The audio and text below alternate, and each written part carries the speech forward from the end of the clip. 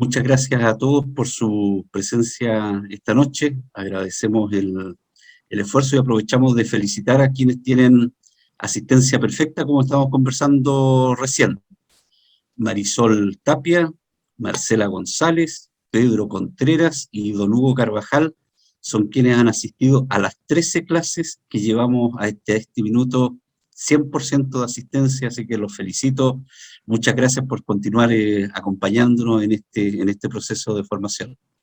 Como ustedes saben, hoy vamos a seguir hablando del mundo antiguo y nos vamos a concentrar fundamentalmente en Egipto, la cultura egipcia. Y queremos dejar a Jorge Lazo, quien nos va a introducir en este maravilloso mundo de los egipcios. Adelante, Jorge, y bienvenido. Muchas gracias, Oscar. Muy buenas tardes, ya buenas noches a todos. Gracias por la asistencia. Nunca se preocupen del número, porque de la asistencia me refiero, porque yo lo veo todos los días desde ya casi 7 años, ¿no? Yo estoy en una escuela de filosofía, se llama Nueva Acrópolis, y siempre partimos mucho, pero son pocos los que van quedando. Esto requiere constancia, requiere esfuerzo, posponer algunas otras cosas, así que de partida los felicito por estar acá y porque sobre todo esta instrucción que es tan vasta y completa, ¿no? Que son estas 40 sesiones, tienen por propósito también prepararnos para todo lo que se viene, batalla cultural, batalla de ideas y todo lo que ustedes también ya saben. Así que, bueno, dicha esa introducción, vamos a ver un poquito de Egipto ahora. Y vamos a ver un Egipto en un viaje que les quiero invitar, que no tiene tanto que ver con la parte estadística, numérica, histórica del dato, sino que un Egipto místico, un Egipto que nos ancla hacia los inicios de la cultura occidental y que, por cierto, tiene una gravitación fundamental incluso hasta nuestros días. Voy a compartir pantalla.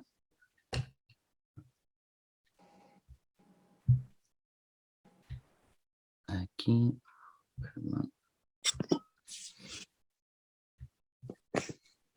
Ahí lo ven todos, ¿no es cierto?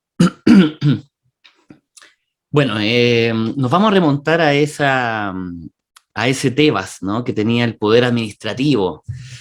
Ese Tebas, ese Egipto, que es la tierra de Kem, ¿no?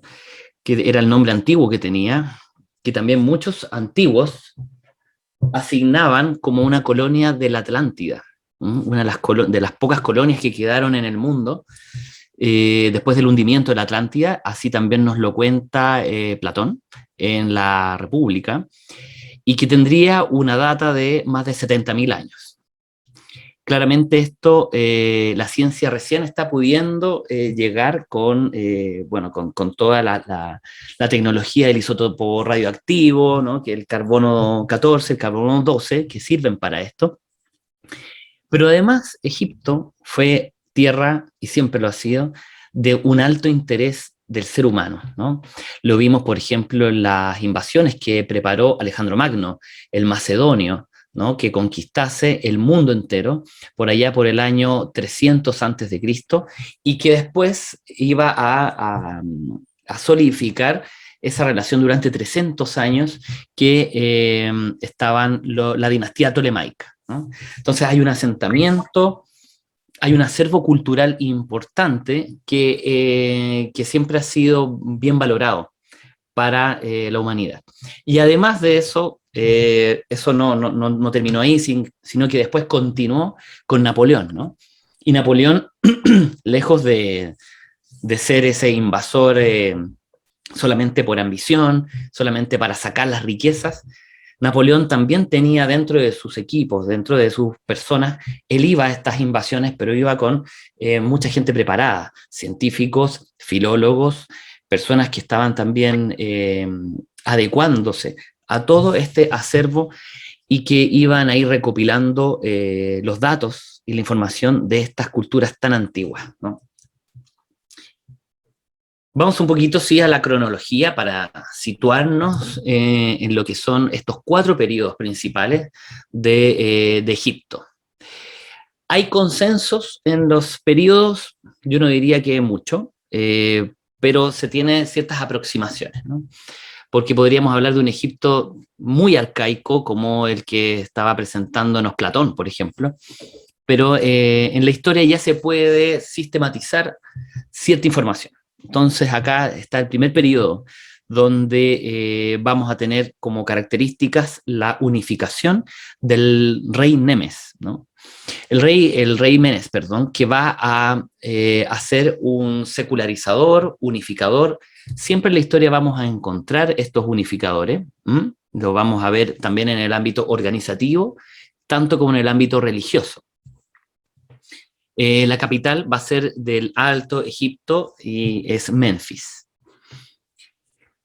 Luego, avanzando los años, ya por el 2600, ¿no? 2700 antes de Cristo, hasta el 2000 antes de Cristo, vamos a tener el auge, ¿no?, de la construcción de las pirámides que ustedes ya han escuchado a lo mejor en muchas ocasiones, ¿no? Que es Keops, Kefren y Miserino, que también tienen los nombres de los mismos reyes faraones que estuvieron ahí. Debilitamiento del poder faraónico, aquí empieza también un aspecto muy materialista, ¿no?, de ir hacia la mera construcción, mostrar opulencia, ¿no? Aquí ya se empieza a perder ese sentido del faraón Dios, ¿no?, cuando también en su capital, Tebas, va a empezar un cierto declive, ¿no? Después de tanto materialismo, aquí en estas épocas también tenemos una serie de faraones fallidos que van a estar más o menos en la data de 12, dentro de 100 años. Para que tengamos una idea, Ramsés II gobernó 66 años. Esos eran los periodos, ¿no? Estamos hablando de 50, 60 años que podía gobernar un faraón. Porque el faraón tenía también una calidad de rey, de Dios rey, del cual emanaba todo el poder y la sabiduría divina. Entonces, luego de este declive, pequeño declive, empieza una época media, ¿no?, que se habla del faraón hombre, ya mucho más humanizado, más terrenal. Estamos viviendo y visualizando también de que hay un desprendimiento un poquito desde Dios hacia más el hombre. Y aquí vamos a ver faraones que no son tan poderosos como los anteriores. Hay invasiones también que van marcando algunos intercambios, por ejemplo, de caballos. Aquí conocen los egipcios las armas de hierro. Y vamos a tener, por cierto, de capital va a ser otra ciudad, ¿no?, que es Avaris. Luego, ya entrando al año 1570 a.C., más o menos, vuelve a resurgir un poco lo que es la cultura, ¿no?, de Egipto, con una época que va a estar caracterizada por faraones guerreros, ¿no? Van a ser más invasores, van a ser mucho más conquistadores. Vuelve a ser Tebas y hay una reorganización también mucho más acuciosa. Y aquí vamos a empezar a tener un estado también teocrático, constructor de grandes imperios, y vamos a ver que Amenofis, por ejemplo, IV, va a intentar secularizar la religión. Y tenemos las grandes ciudades, como Abu Simbel, como Tebas, y el imperio del mismo Ramsés II, que bueno, va a ser conocido por la batalla de Kadesh, que los historiadores ahora han ido depurando esta información de que él no habría ganado esa batalla, sino que más bien la habría perdido, pero años después habría conquistado finalmente Siria, que era el terreno que estaba en disputa, ahí con una de las tribus que eran imperantes, los hititas. Vamos entrando a la cosmovisión que tenían los egipcios. Lo hemos escuchado de que tienen una teología solar, o sea, el sol es el dador de la vida, el sol va a ser la materialización y va a ser también lo que va a imprimir la cultura, la parte social y también la política, ¿no? Estos reyes faraones, ¿no?, reyes semidioses, van a tener un poder mucho más centralizado. Y aquí podemos ver a la figura de Horus, ¿no? El Horus con el sol va a representar a Ra, que es algo que también vamos a analizar en este capítulo. Y desde el politeísmo, entonces, va a transitar Egipto hacia un monoteísmo panteísta. ¿Cuál es la diferencia? El politeísmo va a tener muchos dioses, ¿no? Y el monoteísmo panteísta es un solo dios con distintas representaciones. Así que la cultura también se va a ver afectada por todo esto. La misma idiosincrasia del egipcio va a estar proclive a una mirada más divina también, de mirar al sol más que como el dador de la vida, como una deidad, ¿no? De ahí viene Ra. Vamos un poco a la parte del principio, ¿no? El principio generador de la vida que comienza con Num. Para los egipcios es el caos. El caos va a ser algo inconmensurable, de alguna forma, algo poco legible, poco determinado, pero es el inicio de algo que está en potencia de ordenarse. ¿Mm? Y es ahí donde surge también otra manifestación, otra forma de explicación, que es el Atum Ra, que es el espíritu, ¿no? El espíritu del mundo, o sea, muy similar a lo que los renacentistas hablaban del anima mundi, ¿no? Esa parte inmanifestada del mundo, donde es difuso todo e inconsciente. Desde allí también surge, desde el caos, surge un espíritu. Y luego tiene una derivada, ¿no? Que va a ser la materia y el espíritu, que están increados aún. Todavía estamos hablando de cosas increadas, ¿no? Y esto ha sido siempre, en el tiempo, ¿no? En la eternidad, si pudiéramos decirlo, aunque todavía no toma esa decantación. Luego es Ra, para los egipcios, quien concibe el mundo, ¿no? Quien va a darlo como pariendo el mundo, ¿no? Ya aquí se empieza a dar una figura mucho más específica, más concreta, ¿no? Y aquí lo creado, ¿no? Es la manifestación de ese pensamiento divino. Es decir, no hay nada o hay un caos, hay algo que está ahí en latencia, es el espíritu. Luego el espíritu va también cobrando una materialización, ¿no? Y hay una separación ahí, ojo, ¿no? No disgregación, sino que hay una otra forma de manifestarse y que después deviene en el mundo como un pensamiento divino. Es decir, toda la obra de lo inmanifestado está con lo manifestado, no son aparte, sino que es una emanación trascendente, que vamos a ver inmediatamente qué significa eso.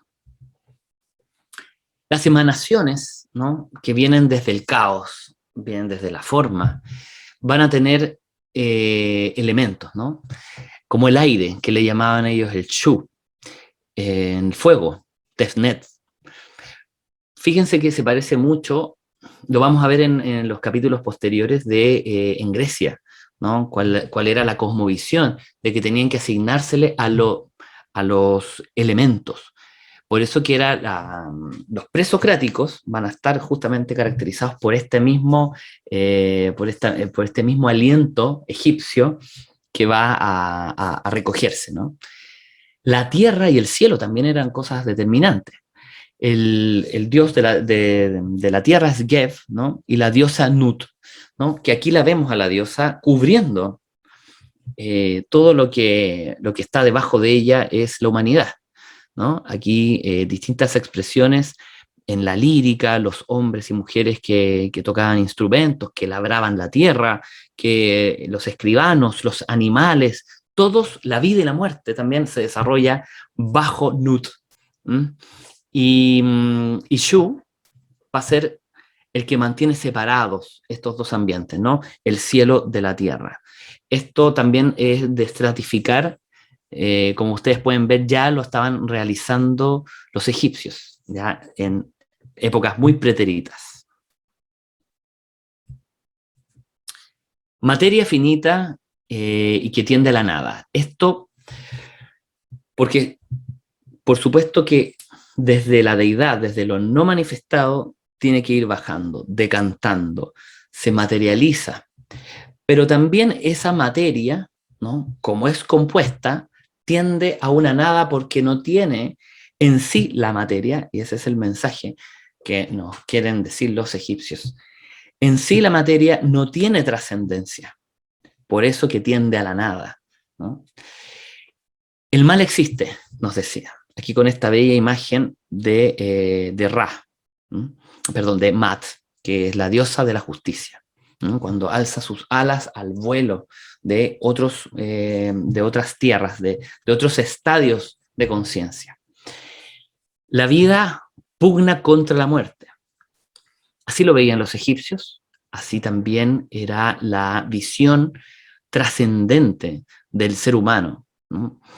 Que es un tipo de cosmovisión, de que la vida es lucha, ¿no? Por eso es una pugna que evita la muerte. Además, pongámonos siempre en el contexto del el hombre, en el contexto del tiempo y del espacio que habita. Ello para poder comprender de que la muerte era es tan cotidiana como hoy, pero a tempranas edades, ¿no? Había gente, muy pocas personas alcanzaban altas edades, ¿no? Alcanzaban la vejez. Entonces, por eso que se le veía como una pugna, ¿no? Una guerra, para evitar la muerte. El ser estaba compuesto, ya yendo hacia el ser humano, estaba compuesto por Ket y Ka, materia y espíritu. Ambos van a ser el alma, va. Esto es también tremendamente importante para entender la metafísica egipcia de que hay una dualidad que convive. ¿Mm? Una dualidad que se descompone, que tiene un término que es finita, que tiende a la nada, y hay una parte que es inmortal, ¿no? Como el alma, ¿no? Representado en el lenguaje de los egipcios sería el espíritu, que junto con la materia van a dar como resultante el alma humana. ¿Y cómo podría entonces trabajarse esta alma humana? Los egipcios decían que había que volcar la mirada, ¿no?, hacia Dios, porque Dios estaba tanto afuera como adentro. Entonces aquí ya empezamos a visualizar de que el egipcio nunca se desligó del hombre con la parte más prístina y limpia. La sabiduría y la moral estaban en Ra, el sol, ¿no? Sol como la deidad imperante. Ganarse la vida eterna. Era un premio, era producto de un esfuerzo, era producto también de un trabajo acucioso, mirando siempre hacia Dios, reconociendo la materia y el espíritu que viven dentro de nosotros y que constituyen el alma para poder alcanzar la gloria, ¿no? Que sería en términos cristianos, pero sería alcanzar ese cielo un poco con nuestro lenguaje, ¿no? Y va a ser un rey, ¿no? Los reyes faraones van a estar procurando que abunde todos los valores, la justicia, la libertad, la legalización de las cosas, ¿no? Todo tenía que regirse en las leyes de la tierra, tenían que ser coincidentes con las leyes divinas. Y para tener una muestra, acá tenemos algo escrito hace más de 30 siglos antes de que naciera Jesús. Se supone que se encontró esto escrito en unas ruinas arqueológicas y dice: di de comer al hambriento, di de beber al sediento, vestí al desnudo, ayudé a atravesar el Nilo al que no tenía barca, al río Nilo, ¿no?, que estaba entre el Tigris y el Éufrates, donde vimos, ¿no es cierto?, Mesopotamia. Bueno, desde ahí también se da la vida en Egipto. Enterré al que no tenía hijos. Fíjense, las dos últimas son muy interesantes de analizar porque cuando dice que está ayudándole a alguien a cruzar el Nilo con una barca, y tenemos a propósito esta imagen que puse aquí, es porque el símbolo de la barca no solo es transporte, significa fertilidad, significa también en lo medular, ¿no? De que puedo trasladarme de un lugar a otro, es tecnología también, ¿no? Porque hay una técnica desarrollada ahí, pero también es la parte donde los egipcios pensaban ellos en el más allá, que se trasladaban en una barca. Y esto es muy similar porque en el hinduismo también lo encontramos, ¿no? Que se cruza una orilla a la otra, que es el paso, ¿no? De la muerte a la vida, ¿no? La cosmovisión desde el punto de vista del más allá. Y también enterré a los que no tenían hijos. Por supuesto que acá hay un asunto de solidaridad y de haber hecho mérito, de haber hecho las cosas que correspondían en el momento, en el lugar donde les tocaba vivir. Así que el egipcio no era una persona floja, y podemos sospechar muchísimo, ¿no? Según las escrituras antiguas, de que incluso hasta podríamos dudar de la esclavitud en algunos aspectos, de que había tal conciencia de servir a la divinidad que prácticamente nadie estaba obligado, ¿no? ¿Por qué nosotros tenemos ese pensamiento de que había esclavitud, de que había sometimiento? Porque después el ser humano fue perdiendo también esa conexión divina y empezó a someter al hombre por el hombre. Pero muchos de ellos hacían las cosas por deber, ¿no? Porque sentían que se ganaban así el más allá. Concepciones morales que tenían ellos. Y aquí tenemos a Kéfer, ¿no? Kéfer es un escarabajo, el símbolo del discípulo, ¿no? Con el sol, ¿no? Siempre que vemos una esfera roja, es el sol incandescente, y es una de las manifestaciones de Ra, por cierto, pero que Kéfer con las alas cubiertas, encerrando al sol, significa que es el discípulo, ¿no? Discípulo comprendiendo la sabiduría. Las concepciones morales no son más que el reflejo de lo divino, de hacer caso a las leyes divinas y de practicar una vida acorde a eso. Por eso que son orientadas al más allá. Y también dentro de los egipcios se estipulaba de que si el alma era pura, permanecería entonces así su personalidad. Y aquí hay dos conceptos, vamos a revisarlos seguramente en próximas sesiones, de alma y personalidad, dualidad, lenguaje que usan los griegos, el alma como esa concatenación entre espíritu y la materia, ¿no? Y la personalidad son los aspectos de las cáscaras que nosotros tenemos, haciendo ver que el alma es esa parte metafísica, ¿no? Más allá de lo físico, esa parte que viene a trabajarse, ¿no? Para ellos, los griegos, también estaba esta concepción del mundo, esta forma de ver que si el alma era pura, entonces la personalidad también iba a permanecer aquí como un buen recuerdo, ¿no?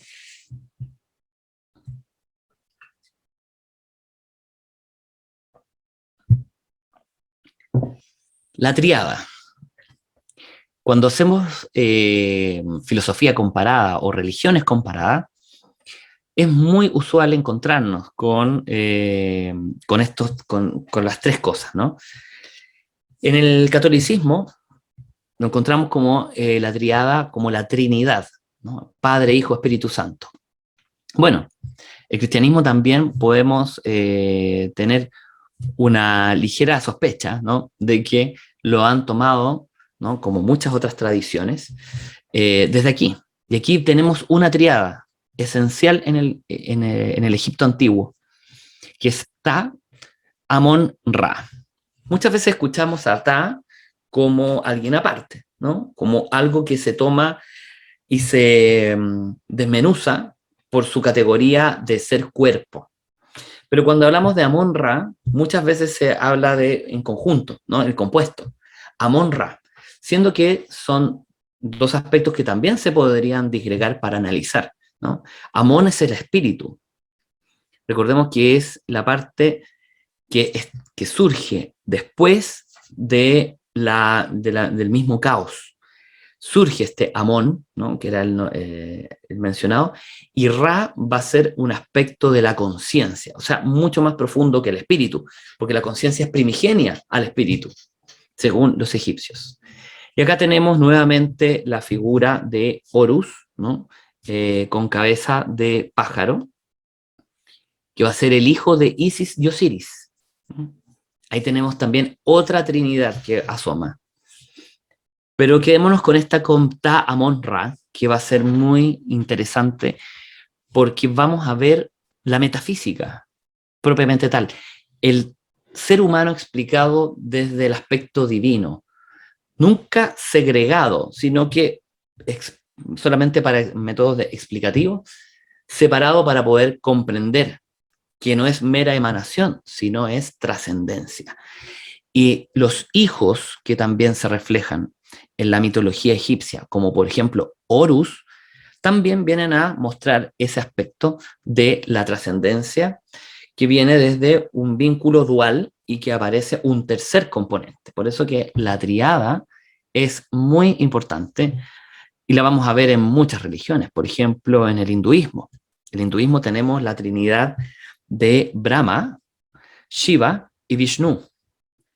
Brahma como el creador, Shiva como el destructor y Vishnu va a ser el que mantiene este equilibrio, ¿no? En el hinduismo también ya lo podíamos apreciar.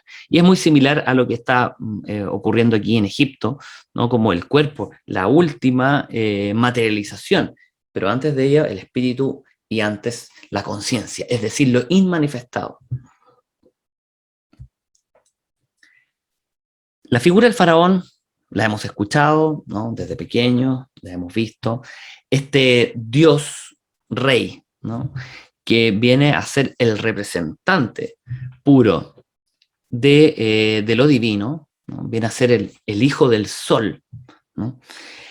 Para gobernar en la tierra y dadas sus facultades, dada su preclaridad también, es posible que pueda conducir a los demás hombres, ¿no?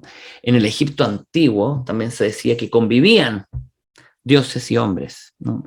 Ahí lo dejamos a la parte más mistérica. Pero es el gobierno de Dios en la tierra. Y Ra va a ser no solo la entidad guardiana, ¿no?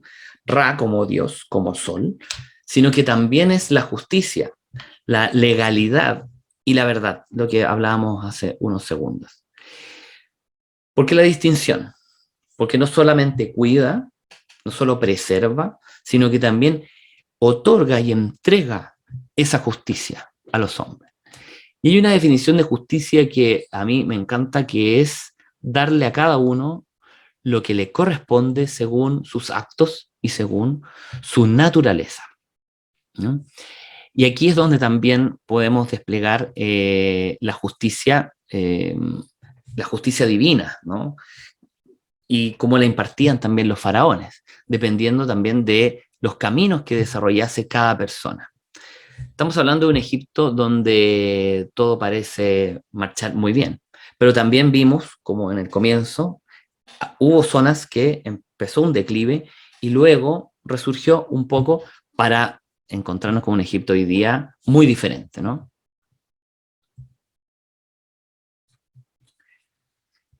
El culto a Osiris.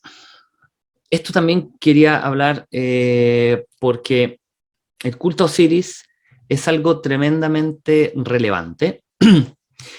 Imaginen ustedes Egipto, ¿no? África, las crecidas del Nilo, las bajadas del Nilo, eran manifestaciones divinas, según los egipcios, de la grandiosidad, ¿no? Y de la generosidad o de lo mal que se había comportado el ser humano, ¿no? Cuando habían periodos de sequía es porque los hombres no habían hecho bien su trabajo, no se habían volcado a la divinidad. Era visto de esa manera. Entonces el Nilo va a ser la fuente de celebraciones, de ritos, de muchos cultos, y todo esto supeditado, por cierto, a la agricultura. Y Osiris va a ser el dador de esa naturaleza, de esa fertilidad. Y acá tenemos el mito de la osirificación, ¿no? Que así se le conoce. Es muy bello este mito. Estaba Osiris, ¿no? Como el gobernante, el faraón, el rey, pero tenía un hermano que era Set. ¿No? Y el hermano envidiaba su posición. Y Osiris es asesinado por Set para ser destronado. Y lo que hace Set, para que no exista evidencia, lo cercena en distintas partes, en la cantidad de estados que tenía en esa época el mismo Egipto, ¿no? O departamentos. Lo corta y esto, por supuesto que en Isis, la esposa y reina de Osiris, va en llanto, en pena, con mucha congoja, se lanza a buscar estos restos de su marido, ¿no? Del dios que ha sido depuesto, ¿no? De manera arbitraria y por asesinato. Esto hace de que ella le pida ayuda a otros seres para la recolección. Una vez concluida esta recolección, ¿no? Es capaz Egipto también de ver esa fertilidad, ¿no? Porque es Horus quien, el hijo post-mortem del mismo Osiris, es capaz de reivindicar a su padre matando a Set y además entregándole la fertilidad a Egipto. Y entregarle la fertilidad a Egipto es justamente gracias a que se encuentran todas las partes, ¿no? Físicas de Osiris, menos el falo, ¿no? Y el falo, ¿no? El pene de Osiris, va a ser el símbolo de la fertilidad. Por eso la posibilidad de que resurja. Con esto también renace Osiris. Es capaz de salir de la muerte a la vida nuevamente. Y por eso que es tan importante, porque los egipcios lo llevan a que la tierra, ¿no? La tierra, su Egipto, su tierra de Kem, también renace. Cada vez muere otras veces, y por eso todos los ritos y todas las ceremonias que se hacen, ¿no? Acá tenemos, por ejemplo, al mismo Amon-Ra, que está ahí en su esfera, y Maat, que le rinde culto como la diosa de la justicia. Hay una vida terrenal para los egipcios, hay una vida en el cielo, pero hay una vida también ulterior, es decir, a través de la momificación, los egipcios también quieren preservar el cuerpo para presentarse a esa vida futura.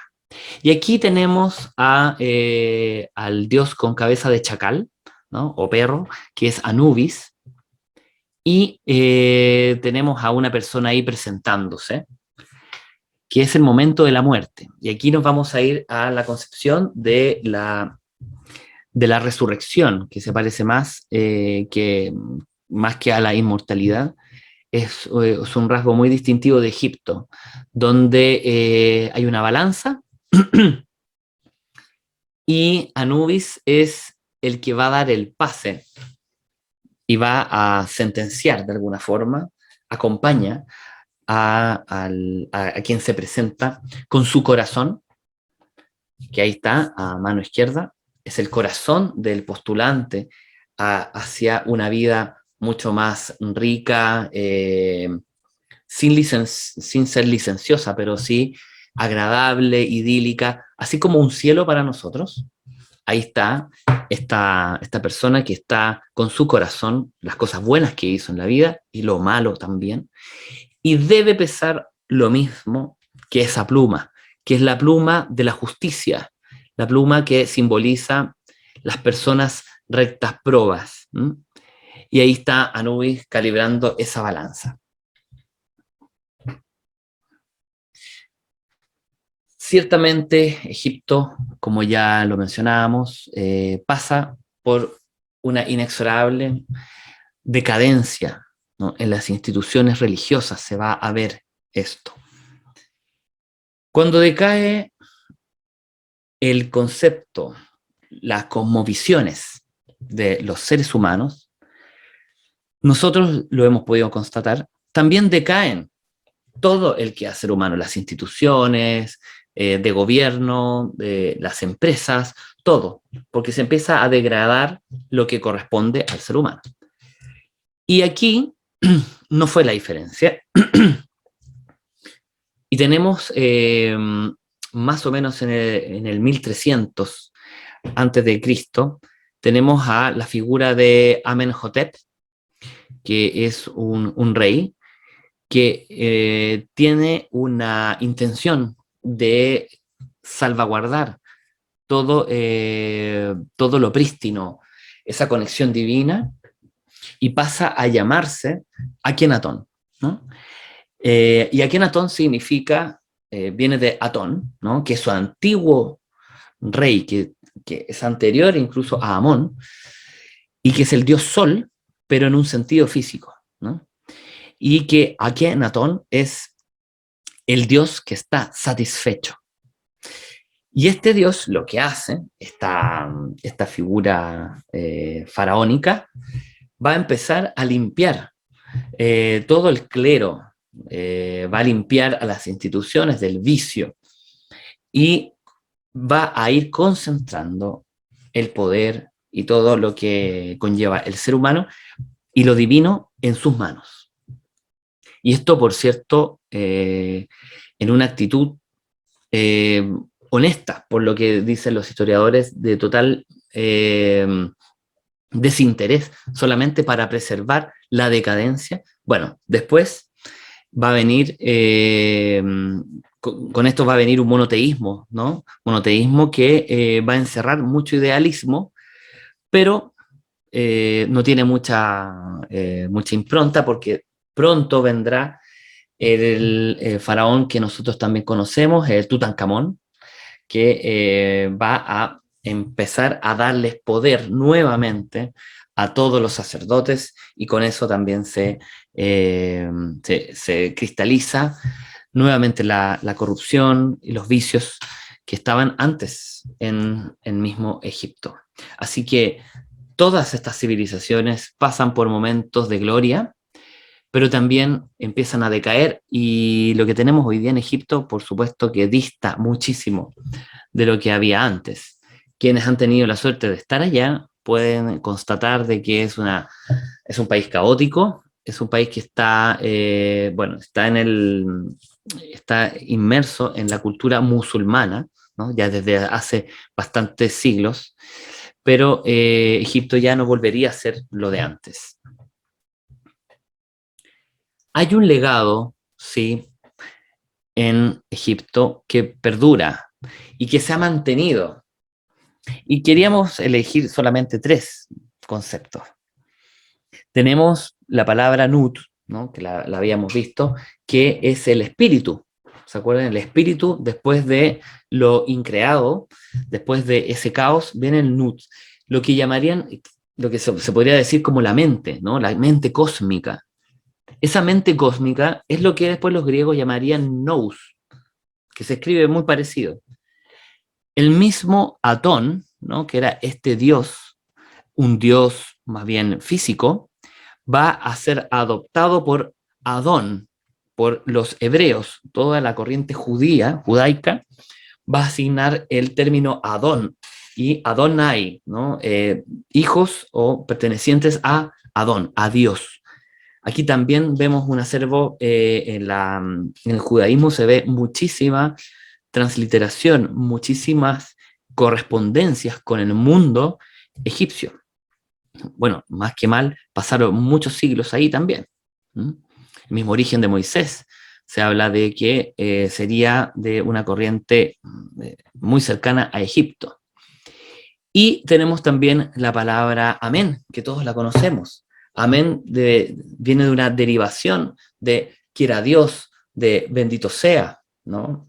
Como Amón, ¿no? Que es el dios de los egipcios, mucho más informe en el sentido de lo inmanente, de lo trascendente, de todos los elementos que nosotros tenemos mucho más superiores a lo terrenal, sino que Amón, como Amón-Ra, era una derivación, una manifestación de Dios con el sol, pero que nos trae algo mucho más profundo en esas líneas. Bueno, y así fue trascendiendo, fue una posta entre todo este conocimiento hasta que llegamos a una época del neoplatonismo, ¿no? Neoplatonismo que va a dar inicio siglo II, siglo III después de Cristo, en la misma Alejandría, con la biblioteca de Alejandría, y que va a tener dentro de sus referentes a Hermes Trismegisto, ¿no? Quien habría escrito, ¿no? Algunos dicen que escribió el Kybalión, ¿no? Y Hermes Trismegisto es más que una persona en particular, ¿no? Un ser humano histórico, tiene las tres variantes que tiene, que es necesario analizar cuando nosotros tomamos un caso de estos, que es la variante histórica, mítica y mística.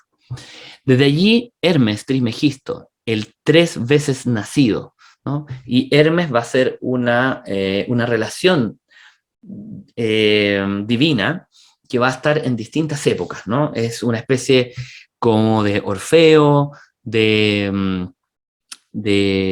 Cristo, ¿no? Porque Cristo también va a tener esa acepción. Cristo es el iluminado, que es lo mismo que Buda, que también significa iluminado, y aquí tenemos la figura en Egipto.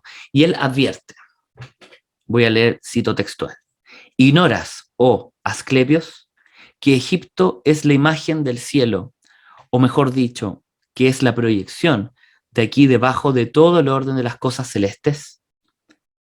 A decir verdad, nuestra tierra es el centro del mundo. Sin embargo, como los sabios deben prevenir todo, hay una cosa que debéis saber. Vendrá un tiempo en el que parecerá que los egipcios han observado en vano el culto a los dioses con tanta piedad. La divinidad se retirará de la tierra y subirá al cielo, abandonando Egipto, su antigua morada, y dejándolos huérfanos de religión, privados de la presencia de los dioses. El país y la tierra se llenarán de extranjeros y no solamente se descuidarán las cosas santas, sino lo que es aún más duro, la religión, la piedad y el culto a los dioses será prescrito y castigados por las leyes. Entonces esta tierra, santificada con tantas capillas y templos, quedará cubierta de tumbas y muertos. Oh Egipto, Egipto, no quedarán de sus religiones más que vagos relatos en los que la posteridad ya no creerá, y palabras grabadas en piedra que cuenten tu piedad. Aquí lo vemos casi de manera oracular, ¿no? Premonitoria, de lo que también han sido fenómenos que Hermes Trismegisto o los que escribieron, ¿no? estas palabras, ¿no? Que puede ser también una recopilación de escritos, ya vieron, ¿no? Este fenómeno suceder.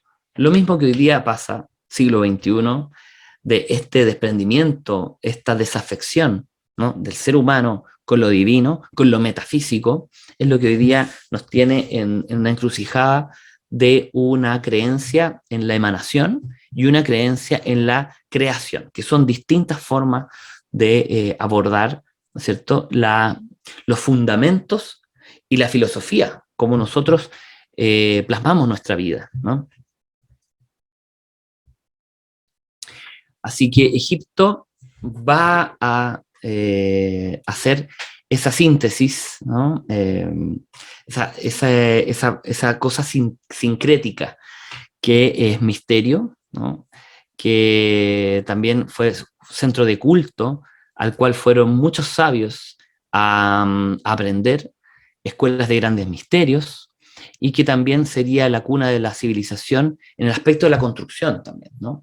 Porque hasta el día de hoy nos admiramos de cómo pudieron construirse esas pirámides si no se contaban con grúas, o tendrían que haber sido muchísimos años para poder llevarlas a cabo.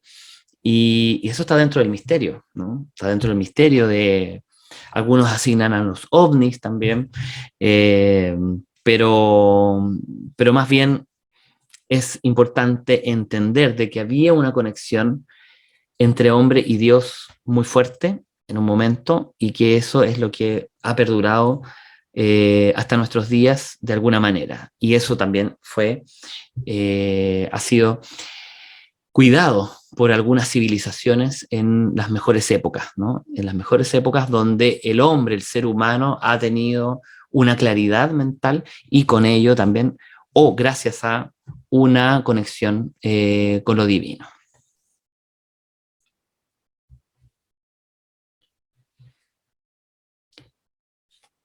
Eso es lo que teníamos preparado para hoy de Egipto. No quise irme hacia la parte más histórica porque estamos en esta disyuntiva, y sentía en la disyuntiva de la trascendencia, de lo metafísico, lo que nos tiene hoy día también con un materialismo muy exacerbado, y que prescindimos de Dios. Entonces quería enfocarla como un poco por esa línea. Eso es, Oscar. Muchas gracias, Jorge. Hoy ha sido una clase tremenda. La verdad que se pasó volando el tiempo. Yo estaba esperando que no terminara, que tuvieras muchas más slides para compartir con nosotros. Sí, yo creo que todos quedaron muy gratamente sorprendidos con tu presentación. Así que llegó el momento de las preguntas. Eh, por favor, levanten sus manos. Si desean formular alguna, pueden hacerlo en forma directa. Yo, mientras tanto, se animan a levantar las manos.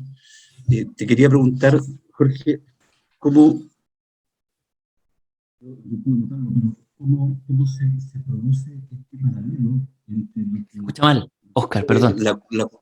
la Ahí. cultura egipcia, ¿no es cierto? ¿Cómo se produce este transitar?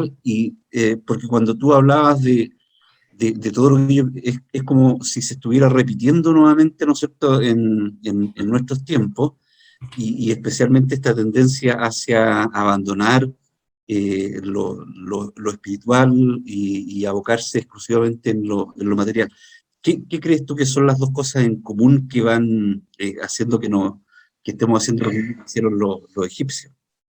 Bueno, siempre han transitado en la historia de la humanidad. Cuando uno analiza los egipcios, los griegos, los persas, en el mismo también judaísmo, empieza una desvinculación porque comienza un humanismo malentendido también en las personas, y entonces empezamos a prescindir de Dios. Vemos que la vida se empieza a desarrollar acá, y que la muerte es muerte, y que el dinero también va solucionando las cosas. Entonces vamos desvinculándonos, vamos tomando una posición más bien pragmática, de autosuficiencia. Eso lo hemos visto siempre, siempre. Y, por ejemplo, en la Edad Media, ¿no?, que a lo mejor nos toca analizar en algún minuto, de que la Edad Media es una etapa riquísima donde hay un sustrato que empieza a crecer de a poco, con muchos años. Son siempre pocas las personas. Y luego nace lo que nosotros llamamos el Cinquecento, que es la época del Renacimiento. ¿Cómo se dan esas variantes? Es por la fuerza, es por la conexión que tienen algunos, y pueden empujar después procesos evolutivos virtuosos que también van al rescate de lo antiguo, van al rescate de lo que fue anterior y que dio muy buenos frutos. Y ahí tenemos no solamente lo tecnológico, porque no nos podemos pensar de que nosotros estamos en la punta de la tecnología si no sabemos lo que pasó, por ejemplo, en la Atlántida. No tenemos antecedentes tan fehacientes. Quizás ellos fueron tanto más evolucionados que nosotros, y estamos viviendo un proceso hoy día donde sentimos que el hombre, el ser humano, prescinde de lo divino, porque nosotros lo podemos todo. Entonces, siempre conviven las dos, siempre están las dos. Hay escuelas, siempre se habla en las iglesias también, ¿no? En cada iglesia hay una parte exotérica que va hacia afuera, que va hacia el rezo, el culto, pero hay también una parte esotérica. Todas las escuelas de misterio también van cultivando eso, y esos son los verdaderos motores que luego reverberan en una evolución, en un nuevo punto evolutivo del ser humano. No veo ninguna mano levantada, así que me voy a atrever a hacerte otra pregunta.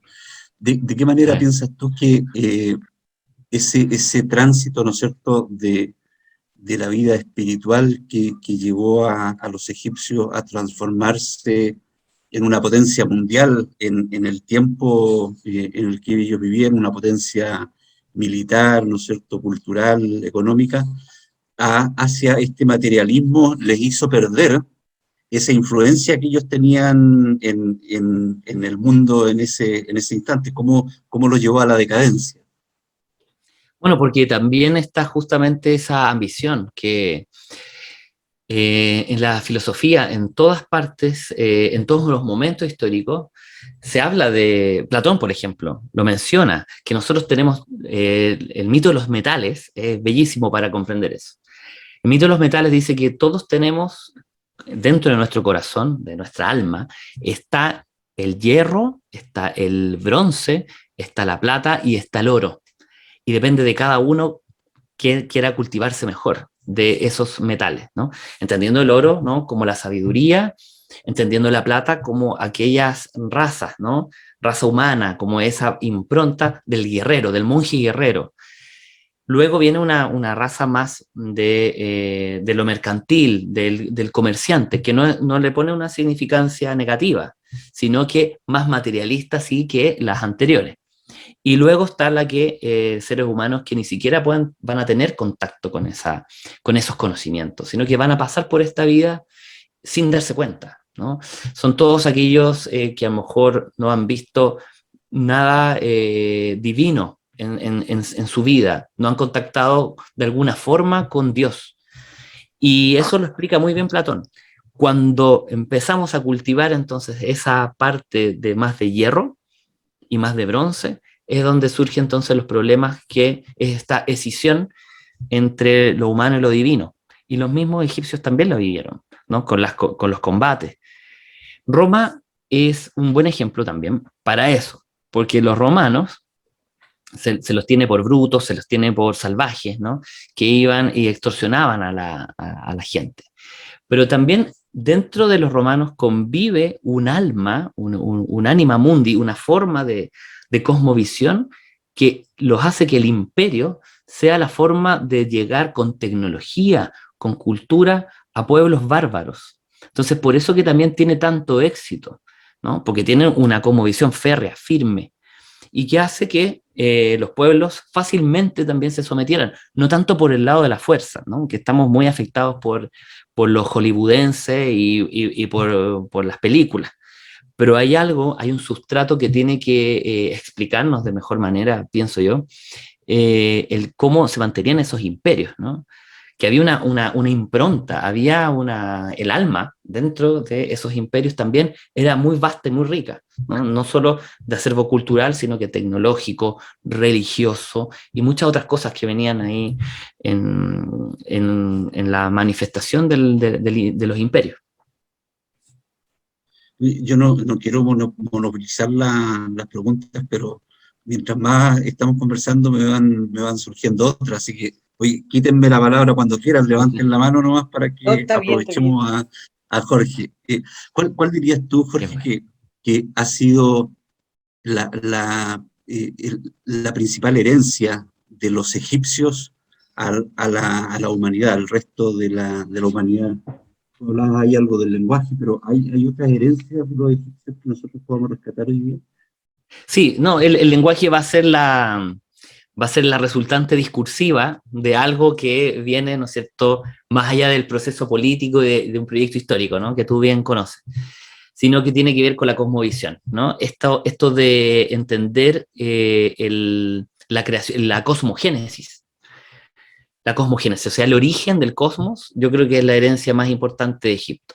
Entenderla de que viene de un caos, de que viene de algo que, que es amorfo, que no tiene forma, incluso es poco asible y que luego redunda en un espíritu. O sea, y ese espíritu es el que da nacimiento a lo material.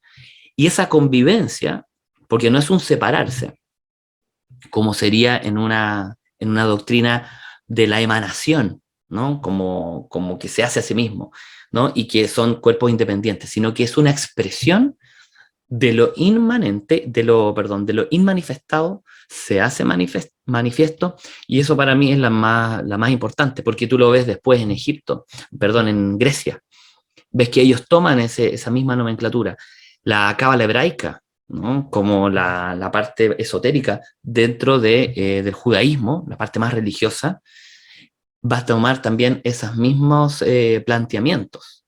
Entonces vamos desde el politeísmo con esto también, que explicábamos que es que los dioses, hay distintos dioses, ¿no? Para explicar, lo vemos en el hinduismo, y luego se trae a un monoteísmo, ¿no? De un dios panteísta, es decir, que está ese mismo Dios expresado de distintas formas. Y eso también lo vamos a ver en la Edad Media con Giordano Bruno, por ejemplo, Pico de la Mirándola, Marsilio Ficino, toda esa ola filosófica del Cinquecento, del Renacimiento también, eso perdura gracias a Egipto, gracias a los neoplatónicos también que estuvieron ahí en Alejandría, que Alejandría, la ciudad que fundó Alejandro Magno antes de morir, por allá por el año 323 antes de Cristo. Ahí él funda, hace los fundamentos para la nueva cultura occidental, que es la gran biblioteca, o sea, que intentaron quemar 3 veces y de donde salieran también grandes exponentes. Yo te diría, en resumen, que eso es lo más importante, esa visión trascendente, esa visión de la cosmogénesis es el mejor legado de Egipto. No son las pirámides, aunque los desilusione a algunos compañeros acá, pero no es la pirámide propiamente tal, pues la pirámide va a ser la expresión de lo otro, que es mucho más sempiterno, que es mucho más profundo, y por cierto que es bello, es lo que nosotros vemos, pero hay un ojo también, un ojo invisible, un ojo que también tiene que ver por qué se dio eso, a quién estaban rindiéndole ese culto. Y es por esa misma cosmogénesis.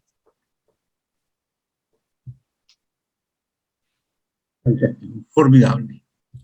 ¿Más preguntas?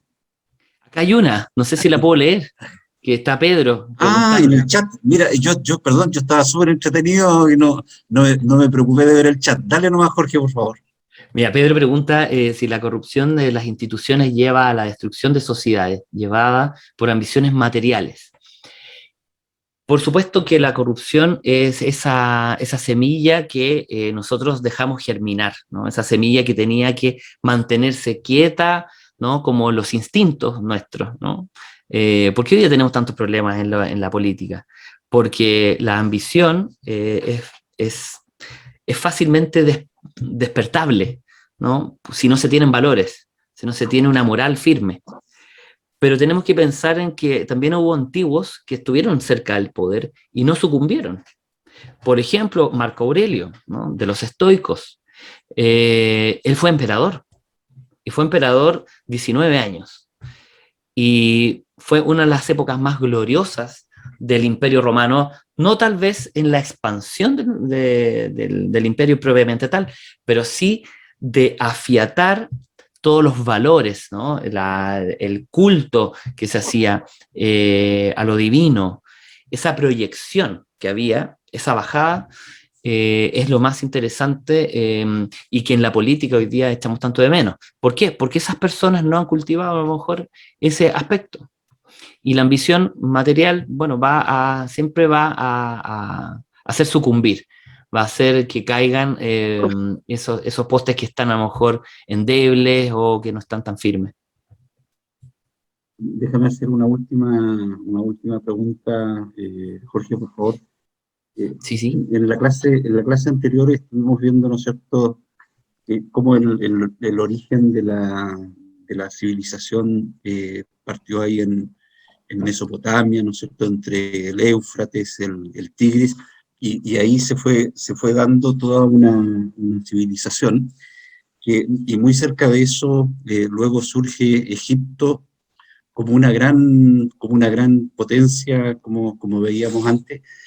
¿Cuáles de estas civilizaciones o influencias de la cultura que estaba surgiendo en ese tiempo crees tú que influyó más en el origen de Egipto y logró que llegara a ser lo que llegó a ser con el tiempo? Bueno, en miles de años, porque tú marcaste ahí que había mucho tiempo, ¿no es cierto?, desde su origen. Claro, nunca vamos a conocer con exactitud el origen de Egipto. Eso es lo más curioso. Podemos dar algunos datos, ¿no es cierto?, históricos, ¿no? Por eso que hay una explicación histórica que a lo mejor se puede dar por los sumerios, ¿no? Por Akkad y toda la parte de Ur, ¿no? Que Ur iba a ser, lo vimos la semana pasada también, que esa es la capital, un poco el centro neurálgico de Mesopotamia, y de ahí se empieza a expandir. Y va a ser justamente toda esta religiosidad la que da soporte a los... Mira, por poner un ejemplo, siempre las civilizaciones, cuando invadían los imperios, lo primero que hacían, ¿tú sabes qué es? Los templos. Era lo primero que levantaban, los templos religiosos.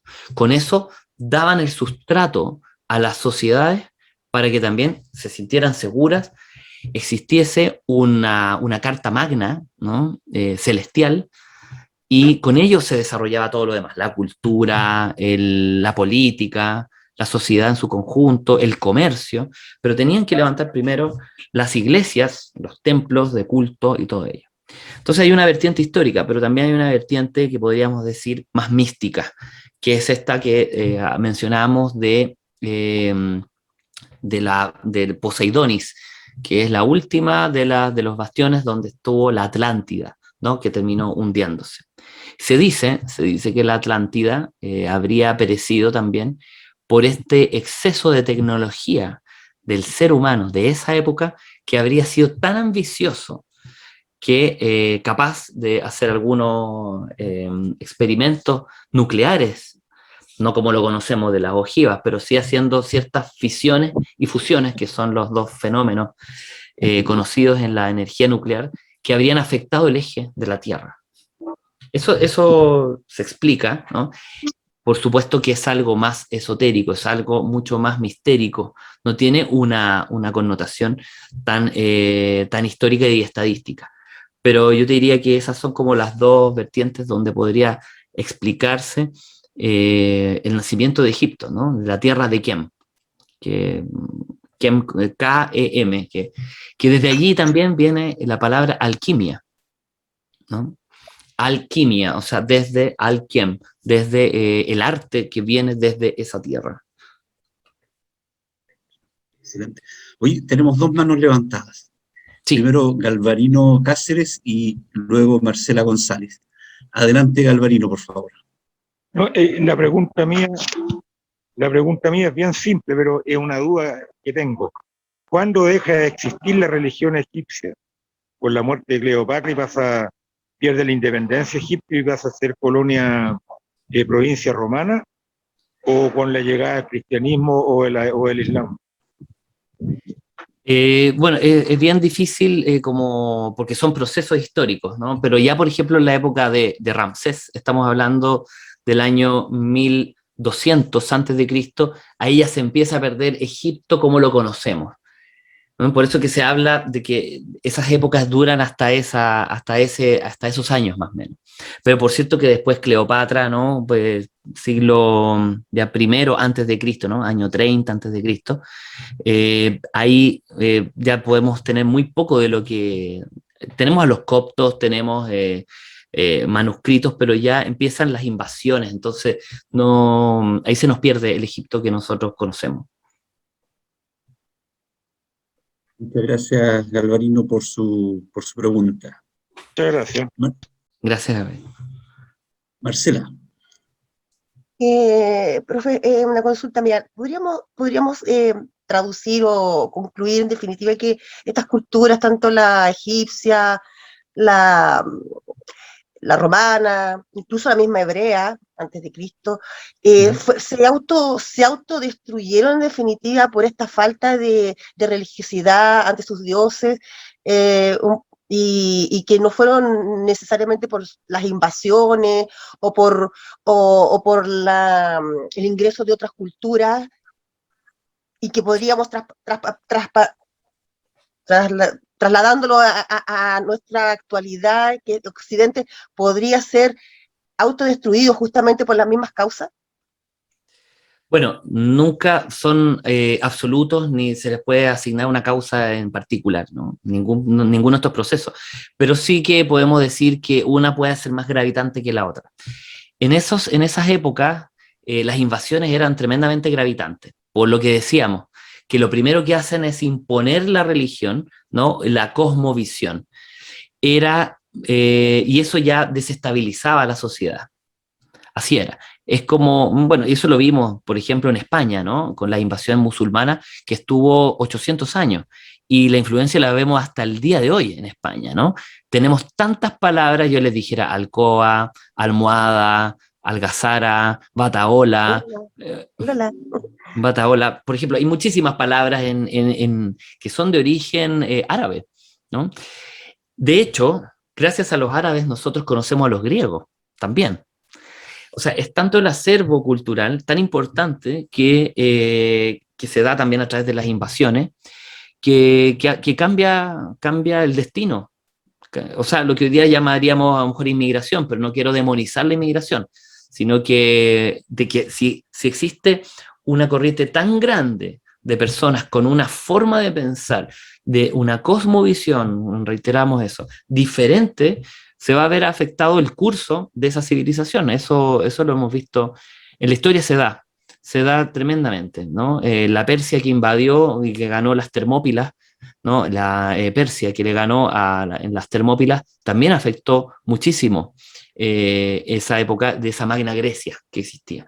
Entonces, es eso, y también está sumado a la pérdida de anclajes más espirituales. Eso también va a estar, porque si alguien tiene firmeza espiritual, es difícil que entre cualquier invasor. Gracias. Muchas gracias, Marcela, por su pregunta. Oye, una última que plantea Patricia Astorga en el chat, y ella pregunta, ¿la religión cristiana influyó en Egipto? ¿Qué época, Patricia? Porque ahí también es importante, o sea, como para poder responderte bien. Patricia. Ya. Antes de Cristo, una huida a Egipto, y después también en el tiempo cuando nació Cristo, ¿esos años influyó algo? Bueno, Egipto fue, por cierto, una zona también invadida por los romanos, por una Roma que también, que era imperio, e impuso esa religión. Entonces, sí tenemos un momento donde Egipto fue cristiano, de alguna manera, ¿no? Con ciertas variantes. Pudo haber influido, pero muy poco. Yo diría que si hubiese alguna proporción, yo te diría que el 90%, si miramos toda la historia, ¿no? Desde un poco lejos, el que influyó a quién fue Egipto, que influyó al cristianismo. Y uno lo ve en el Antiguo, en el Nuevo Testamento, las citas bíblicas, cómo se mira a Egipto como la tierra de la influencia, ¿no? De donde está el acervo espiritual, ¿no? Se cambian los nombres. O sea, eso también lo podemos revisar. Hay muchos, no voy a decir plagio, porque también hay interpretaciones de los pueblos, y hay que ser justo con eso.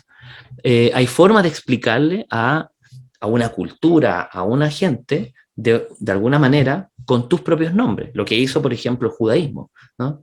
Que explicó muchas deidades, o sea, tenían un dios, pero muchos de esos elementos los fue explicando para la comprensión de ese propio pueblo, ¿no?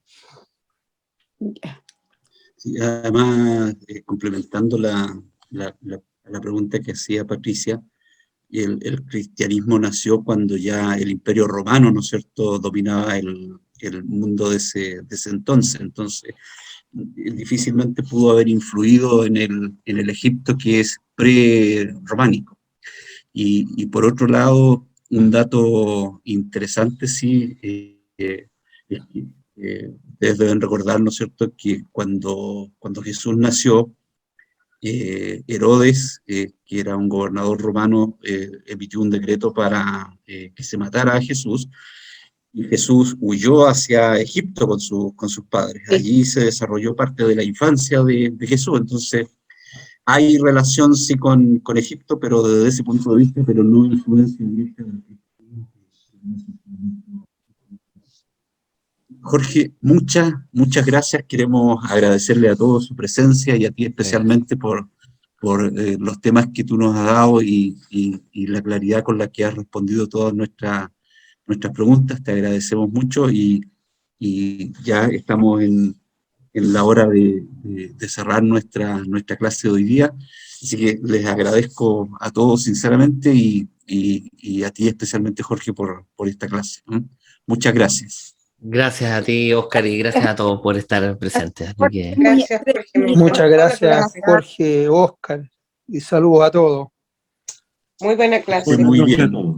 muchas Muy gracias. bien. Buenas noches. Buenas Buenas noches. noches.